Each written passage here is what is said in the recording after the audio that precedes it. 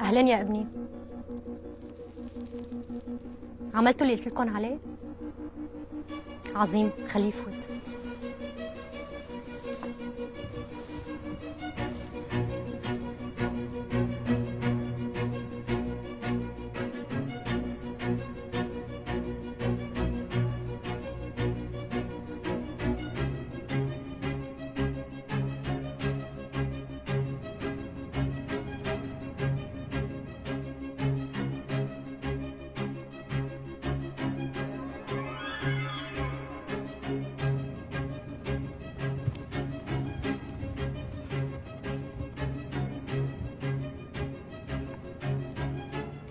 جاهز اتسابق معك. أنا بطل سباحة على فكرة. جديدة عليك تعجبي بالملابس الداخلية للرجال. بعرف إنك أكبر من هيك، خاصة وإني أخو جوزك. شو بدك؟ مشتاق لك. ضحكتني. لا يا صوفيا، أنا عاصي اللي بحياته ما صار بينك وبينه أي مشكلة. بالعكس، طول عمري كنت واقف معك وجنبك. أكيد ما جاي أذكرك إنه طلبتي مني 1000 طلب ولا مرة رديتك خايبة. لأني مرت الرئيس ما كنت تردني خايبة. ببساطة بطلبها من زوجي.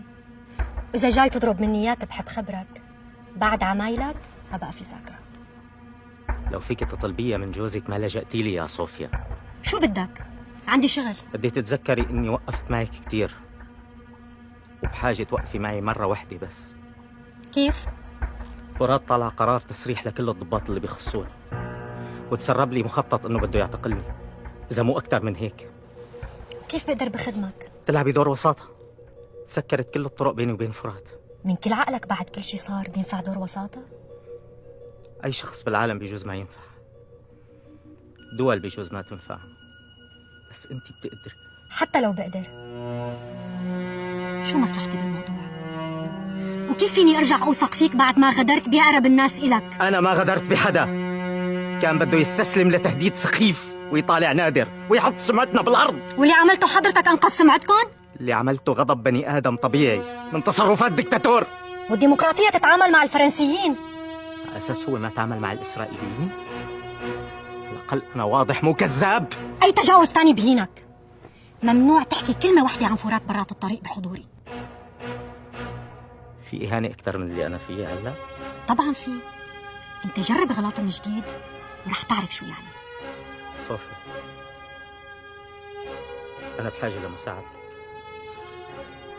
رح أحط كل الجيش تحت تصرفك. أرصدي من كل بنوك العالم تنتقل لاسمك.